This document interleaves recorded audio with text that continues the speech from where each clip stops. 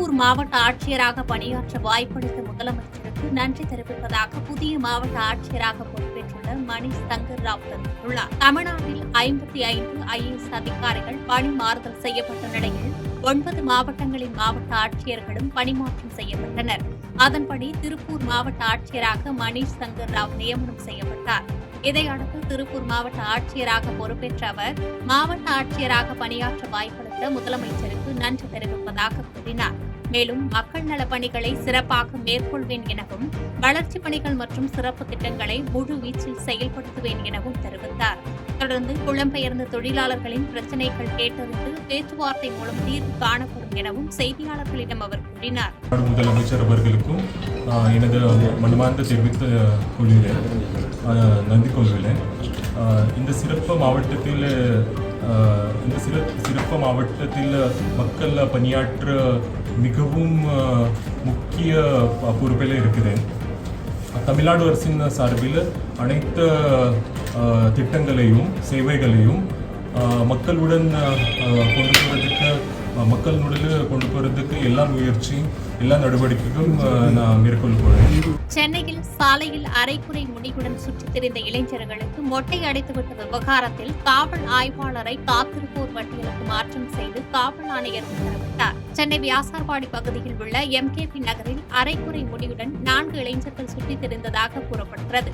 இந்நிலையில் பணியில் இருந்த காவல் ஆய்வாளர் வென்சம் இளைஞர்களை கண்டித்ததோடு மட்டுமல்லாமல் முடி திருத்தும் நபரை வரவழைத்து அவர்களுக்கு மொட்டை அடித்துவிட்டதாகவும் கூறப்படுகிறது. இந்த விவகாரம் சர்ச்சையாக்கிய நிலையில் இது தொடர்பாக சென்னை மாநகர கூடுதல் இணை ஆணையர் மற்றும் துணை ஆணையர் ஆகியோர் விசாரணை மேற்கொண்டனர். விசாரணையில் காவல் ஆய்வாளரின் மீதான குற்றச்சாட்டு நிரூபிக்கப்பட்ட நிலையில் காவல் ஆய்வாளர் பென்சமை காத்திருப்போர் பட்டியலுக்கு மாற்றம் செய்து காவல் ஆணையர் அருண் உத்தரவிட்டார்.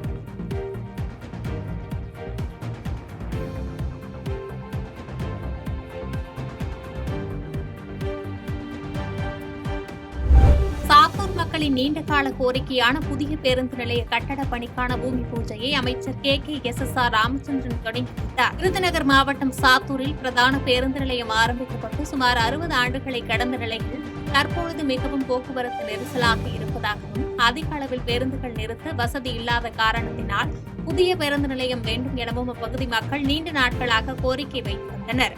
இந்நிலையில் சாத்தூர் பகுதி மக்களின் நீண்டகால கோரிக்கையை நிறைவேற்றும் விதமாக புதிய பேருந்து நிலையம் கட்டுவதற்கான பூமி பூஜையை அமைச்சர் KKSSR ராமச்சந்திரன் தொடங்கி வைத்தார். 6,70,00,000 ரூபாய் மதிப்பீட்டில் புதிய பேருந்து நிலையம் கட்டப்பட உள்ளதாகவும் பல்வேறு வழித்தடங்கள் அமைக்கப்பட உள்ளதாகவும் அமைச்சர் தெரிவித்தார்.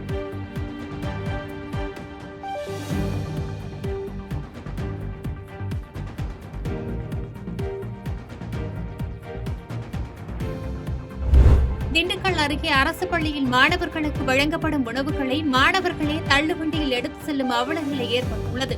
திண்டுக்கல் மாவட்டம் நத்தம் கோவில்பட்டியில் அமைந்துள்ள துரைக்கமலம் அரசு மாதிரி மேல்நிலைப் பள்ளியில் 2000க்கும் மேற்பட்ட மாணவர்கள் பயின்று வருகின்றனர்.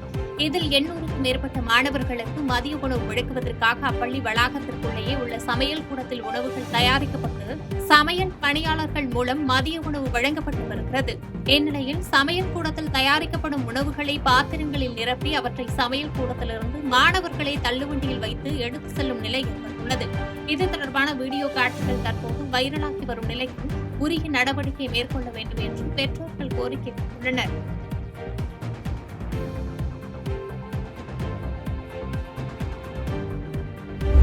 தாய்லாந்து யானைகள் முகாமில் சிறப்பு பயிற்சி பெற்று திரும்பிய பாகன்கள் மற்றும் பயிற்சியாளர்கள் 15 பேருக்கு வனத்துறை அமைச்சர் சான்றிதழ்களை வழங்கினார். தமிழகத்தின் பல்வேறு யானை முகாம்களைச் சேர்ந்த 4 யானை பாகன்களுக்கும் 11 பயிற்சியாளர்களுக்கும் தமிழக அரசு சார்பில் தாய்லாந்து நாட்டில் உள்ள யானைகள் பராமரிப்பு மையத்தில் சிறப்பு பயிற்சி அளிக்கப்பட்டது.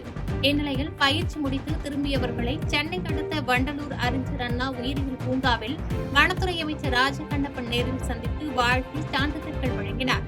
பின்னர் செய்தியாளர்களை சந்தித்து பேசிய அவர், உயிரியல் பூங்காவில் உள்ள தற்காலிக ஊழியர்கள் பணி நிரந்தரம் செய்ய போராட்டங்கள் நடத்த தேவையில்லை என்றும் அனைவரையும் நிரந்தரம் செய்ய முடியாவிட்டாலும் அரசு நிதிநிலை மற்றும் பணியாளர் தேவைகளை பொறுத்து தகுதியின் அடிப்படையில் பணி நிரந்தரம் செய்யப்படுவார்கள் எனவும் தெரிவித்தார்.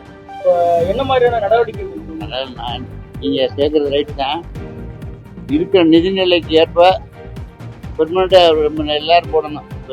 இந்த ஆட்சியை நீங்க இந்த 2200 டாக்டர் போட்டதில் ஆன்லைனில் போட்டதில் நியாயமான நடந்துக்கு பத்தி இல்லை. அதே மாதிரி கிளாரிஃபிகேஷன் பேர் நர்சஸ் குவாலிஃபிகேஷன் 4 வருஷம் படித்தவங்க இப்போ நியாயமாக கொடுத்தாங்கல்ல. அது மாதிரி நியாயமான முறையில் இருந்தால் அது கொஞ்சம் இப்போ எல்லாத்தையும் இந்த தேர்தல் வருதுன்னு ஒரு இடத்துல ஒரு 10 மாதத்துக்கு வரும், அதுக்குள்ளே எல்லாம் முடிவு பண்ணிடுவாங்க. அதனால் எல்லா பேரையும் பூரா பேரையும் பண்ண முடியாது. கோயம்புத்தூர் மாவட்டம் பீலமேட்டில் உள்ள பாரதிய ஜனதா கட்சி அலுவலகத்தில் எமர்ஜென்சி அமல்படுத்தப்பட்ட 50 ஆண்டு நிறைவு தினம் கடைபிடிக்கப்பட்டது. இதில் கலந்து கொண்ட பாஜக சட்டமன்ற உறுப்பினர் செய்தியாளர்களை சந்தித்து பேசினார். அப்போது எமர்ஜென்சி அமல்படுத்தப்பட்ட காலத்தில் இந்திய ஜனநாயகம் எப்படி இருந்தது என்பது குறித்து இளைஞர்களிடம் எடுத்துக் கூறுவதற்காக இந்த கண்காட்சி மற்றும் நிகழ்ச்சி நடத்தப்படுவதாகவும், இந்த கூட்டத்தின் மூலம் எமர்ஜென்சியை எதிர்த்து போராடிய தியாகிகளை நாங்கள் நினைவு கூறுவதாகவும் தெரிவித்தார். மேலும் மதுரையில் நடைபெற்ற முருக பக்தர்கள் மாநாட்டால் அதிமுக பாஜக கூட்டணியில் எந்த பிரச்சனையும் ஏற்படவில்லை எனவும், அதிமுக பாஜக கூட்டணி நன்றாக உள்ளதாகவும் தெரிவித்தார். விளைவுகள் எப்படி ஒரு நெருக்கடியான இருண்ட காலகட்டத்தில் இந்திய ஜனநாயகம் இருந்தது என்பதை பற்றியெல்லாம் எடுத்துச் சொல்வதற்காக பாரதிய ஜனதா கட்சியின் சார்பில் இன்று நாடு முழுவதும் பத்திரிகையாளர்கள் சந்திப்பும், அதையொட்டி கண்காட்சி, கருத்தரங்கம் போன்ற நிகழ்வுகளும் ஏற்பாடு செய்யப்பட்டிருக்கிறது. 50 ஆண்டுகள் எமர்ஜென்சி அறிவிக்கப்பட்டு நிறைவடைந்திருக்கிறது என்றால், எமர்ஜென்சி அமல்படுத்தப்பட்ட காலத்தில் இந்த நாட்டினுடைய அரசியலமைப்பு சட்டம் என்பது முழுமையாக செயலிழந்த காலகட்டமாக அது இருந்தது. அரசியலமைப்பு சட்டம் நம்முடைய இந்திய நாட்டிற்கு ஒரு ஜீவ நாடியாக இருப்பது. இன்று பல்வேறு அமைப்புகள் மக்களை காப்பதற்காக நம்ம கிட்ட இருக்கு. நீதித்துறை இருக்கு, நிர்வாகம் இருக்கு, மக்களால் தேர்ந்தெடுக்கப்பட்ட பிரதிநிதிகள் இருக்காங்க. இதில் யாருக்கு உயர்ந்தபட்ச அதிகாரம் என்கின்ற அந்த போட்டி அவ்வப்போது நாட்டில் எழும். திருச்சி மாவட்டம் திருவெரும்பூர் தொகுதிக்குட்பட்ட விஸ்வாஸ் நகரில் பொதுமக்களின் வேண்டுகோளுக்கிணங்க மாநகராட்சி பொது நிதியிலிருந்து 4,80,000 மதிப்பீட்டில் சிண்டெக்ஸ் பைப்புடன் கூடிய தண்ணீர் தொட்டி அமைக்கப்பட்டது. இந்த தொட்டியை திருவெரும்பூர் சட்டமன்ற உறுப்பினரும் பள்ளி கல்வித்துறை அமைச்சருமான அன்பில் மகேஷ் பொய்யாமொழி திறந்து வைத்து பொதுமக்களின் பயன்பாட்டிற்கு அர்ப்பணித்து வைத்தார். இந்நிகழ்வில் உதவி ஆணையர் சரவணன், உதவி செயற்பொறியாளர் ஜெகஜீவராமன் ஆகியோர் கலந்து கொண்டனர்.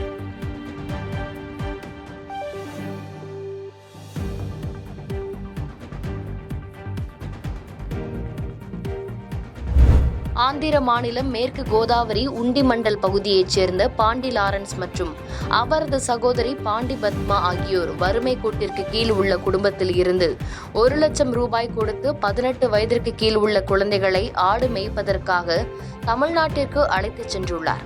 இந்த நிலையில் மன்னார்குடி அருகே மேலவாசல் பகுதியில் ஆடு மேய்த்துக் கொண்டிருந்த குழந்தைகளிடம் விசாரித்த அப்பகுதி மக்கள் கொத்தடிமைகளாக அழைத்து வந்ததை அறிந்தனர்.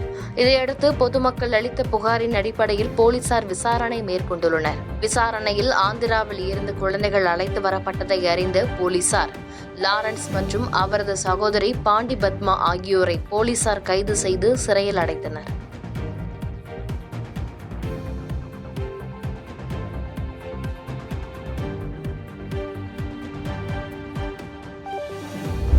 விழுப்புரம் மாவட்டம் திண்டிவனம் அடுத்த தைலாபுரம் இல்லத்தில் பாமக நிறுவனர் ராமதாஸ் தலைமையில் மாவட்ட செயலாளர்கள், மாவட்ட தலைவர்கள் மற்றும் மாநில நிர்வாகிகள் கூட்டம் தொடங்கி நடைபெற்றது. கூட்டத்திற்கு பிறகு செய்தியாளர்களை சந்தித்து பேசிய பாமக நிறுவனர் ராமதாஸ், பாமகவில் 34 அமைப்புகளுடன் கட்சியை நடத்தி வரும் தானே தலைவர் என்பதால் தனக்கே முழு அதிகாரம் உள்ளதாகவும், மாநில மாவட்ட நிர்வாகிகள் கூட்டத்தில் பங்கேற்றவர்களே சட்டமன்ற தேர்தலில் போட்டியிடும் வேட்பாளர்களாக இருப்பார்கள் எனவும் தெரிவித்தார். மேலும் தற்போது வரை சட்டமன்ற தேர்தலில் பாமக இடம்பெறும் கூட்டணி முடிவாகவில்லை எனவும், ஆனால் வெற்றி பெறுகின்ற கூட்டணியில் பாமக இடம்பெறும் எனவும் தெரிவித்தார்.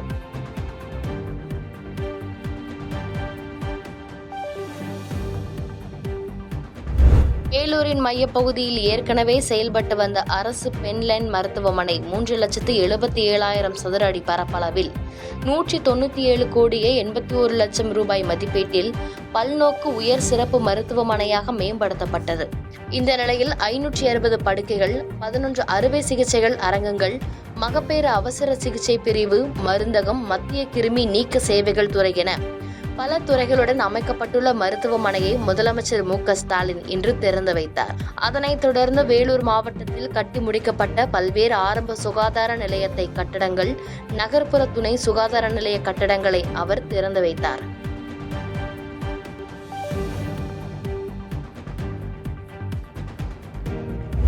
மதுரை மாவட்ட கூடுதல் ஆட்சியராக பணியாற்றி வந்த மோனிகா ராணா திருநெல்வேலி மாநகராட்சியின் புதிய ஆணையராக இன்று பொறுப்பேற்றுக் கொண்டார். அதன்பின் செய்தியாளர்களை சந்தித்த அவர் திருநெல்வேலி மக்களுக்கு அடிப்படை வசதிகளை வழங்குவதற்கு முக்கியத்துவம் அளித்து பணியாற்ற ஆவலுடன் இருப்பதாக தெரிவித்தார். மேலும் திருநெல்வேலி மக்களின் அத்தியாவசிய தேவைகளை நிறைவேற்றுவதற்கும் நகரின் வளர்ச்சிக்கும் உறுதிபட உழைப்பேன் எனவும் அவர் தெரிவித்தார். திருநெல்வேலி மாநகராட்சி கமிஷனராக ஜாயின் பண்ணியிருக்கேன். இதுக்கு முன்னாடி 2 வருஷமாக மதுரையில் அடிஷ்னல் கலெக்டர் பார்த்துட்டு இப்போ எனக்கு இங்கே போஸ்டிங் கொடுத்துருக்காங்க. முன்னாடி பிடி எஸ்ஏடிபி இருக்கும்போது நான் திருநெல்வேலிக்கு சில முறையாக வந்திருக்கேன். இப்போ எனக்கு ஆஸ் அ கமிஷனரு இங்கே சர்வ் பண்ணுறதுக்கு ஆப்பர்ச்சுனிட்டி கொடுத்துருக்காங்க. அதுக்கு நன்றி. திருநெல்வேலி மக்களுக்கு சர்வ் பண்ணுறதுக்கு பேசிக் அம்யூனிட்டிஸுக்கு முக்கியமான ப்ரையாரிட்டி கொடுத்து அவங்களுக்கு சர்வ் பண்ணுறதுக்கு ஆசைப்படுறேன். திருநெல்வேலி மாவட்டம் மேலப்பாளையம் அடுத்த மேலக்கரங்குளம் அசோகபுரம் பகுதியைச் சேர்ந்தவர் மாரியப்பன். இவருக்கு திருமணமாகி சகுந்தலா என்ற மனைவியும் ஒரு மகனும் 2 மகள்களும் உள்ளனர்.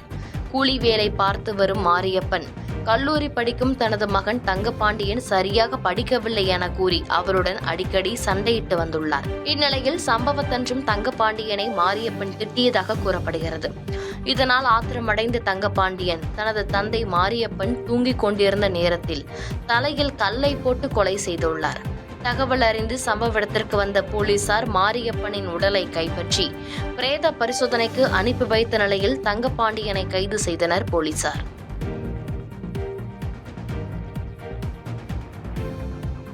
செய்திகளை உடனுக்குடன் தெரிந்து கொள்ள கீழ்கண்ட கேபிள் மற்றும் டிடிஎச் நெட்வொர்க்குகளில் எம்நாடு செய்தி தொலைக்காட்சியை காணுங்கள்.